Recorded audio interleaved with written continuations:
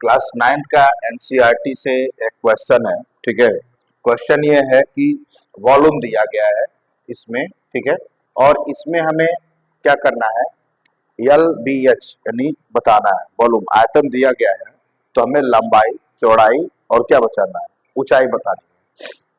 तो सबसे पहले फर्स्टली हम इसमें ये देखेंगे कि 12 k y² plus 8 k y minus 20 k में कॉमन क्या है, इस तीनों में कॉमन क्या है।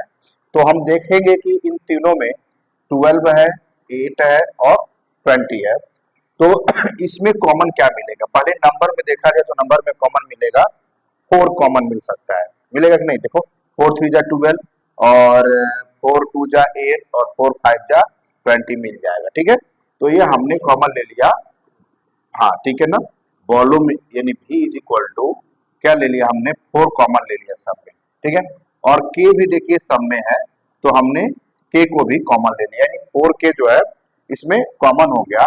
कॉमन के बाद से इसमें क्या बचेगा ब्रैकेट में, तो 4 3 जा 12 होता है, यहाँ बचेगा 3 और K बाहर है तो यहाँ पर क्या हो जाएगा y², 3K y² प्लस 4 2 जा 8 होता है तो यहाँ पर 2 हो जाएगा और ये K कॉमन लेकर के हमने बाहर कर लिया है और यहाँ बच जाएगा y माइनस 4 5 जा 20 और ये K क्या है, बाहर चला गया है, ये हो जाएगा।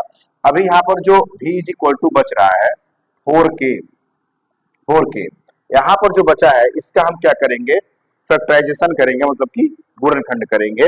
और गुणनखंड होगा कैसे, हमें ऐसा नंबर सर्च करना है कि मल्टीप्लाई करने पर 5 3 जा यानी 3 5 जा मल्टीप्लाई करने पर 15 होना चाहिए। तो ऐसा नंबर हमें सर्च करना है कि मल्टीप्लाई करने पर कितना होना चाहिए, 15 होना चाहिए। और पहले वाले नंबर में से जो दूसरा नंबर है उसको माइनस करने पर कितना आना चाहिए, 2 आना चाहिए। माइनस मतलब कि इसके पहले अगर माइनस है तो माइनस करने पर 2 आना चाहिए, अगर यहाँ पर प्लस सिंबल होता तो प्लस करने पर जो भी नंबर है वो आना चाहिए, यानी माइनस करने पे हमको आना है। अब हम ये देखेंगे कि वो नंबर क्या है। तो अगर हम 5 में 3 का मल्टीप्लाई कर रहे हैं तो 5 3 जा क्या हो जाता है, 15 हो जाता है। और अगर हम 5 में से 3 को माइनस करते हैं तो हो जाता है 2, यानी जो वो नंबर है वो नंबर क्या है, वो नंबर 5 और 3 हमें मिल गया। ठीक है, मिलने के बाद हम यहाँ पर जो ब्रैकेट लगाएंगे, यहाँ पर हम लगाएंगे कर्ली ब्रैकेट। ठीक है ना, जिसको हम मझला कोष्ठक हिंदी में बोलते हैं।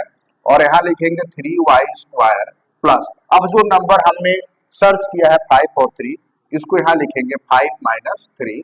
ठीक है, देखिए 5 में से 3 माइनस कर रहे हैं तो 2 हो जाएगा, 5 3 जा 15 आ जा रहा है और ये y यहाँ पर लिखा जाएगा -5।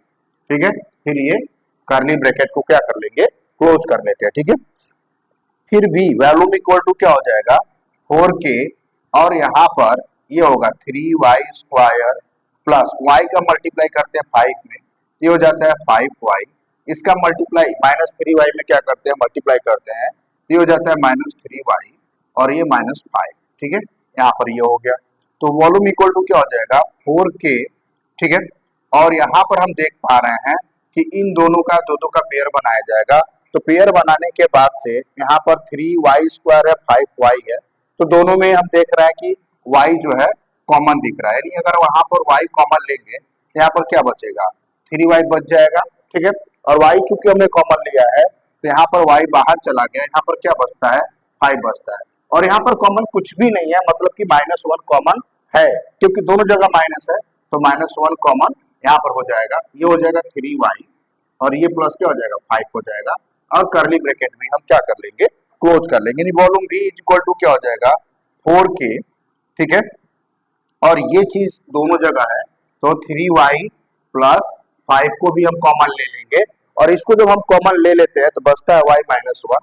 यहाँ पर क्या लिखेंगे, दूसरे ब्रैकेट में y -1 और वॉल्यूम इक्वल टू क्या हो जाएगा 4K।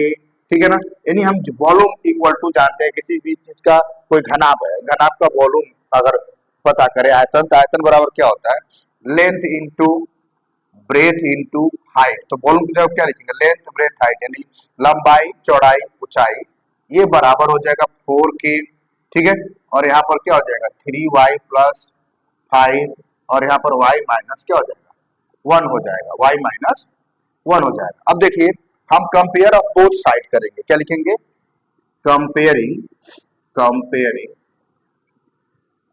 Of both side. यानी दोनों साइड का अगर हम कंपेयर करते हैं तो आफ्टर कंपेयर क्या मिलेगा, यल यल इक्वल टू क्या मिलेगा 4, ठीक है।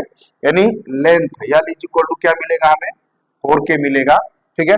और b इक्वल टू क्या मिलेगा यहाँ पर, b इक्वल टू हो जाएगा 3y प्लस 5 हो जाएगा, और h इज इक्वल टू मिल जाएगा आपका y माइनस 1। और कोई जरूरी नहीं है कि l इक्वल टू इतना, b इक्वल टू इतना और h इक्वल टू इतना मिलेगा, ठीक है ना। हो सकता है कि आपका l इक्वल टू इतना भी लिख सकता है, b इक्वल टू इतना भी हो सकता है, h इक्वल टू इतना, इधर उधर करके भी देगा तो वैल्यू में इसकी वैल्यू में कोई भी चेंजिंग नहीं होगी, क्योंकि हम प्रॉपर्टी जानते हैं कि 2 इंटू 3 इक्वल टू भी 6 होता है और 3 इंटू 2 भी क्या होता है 6 होता है।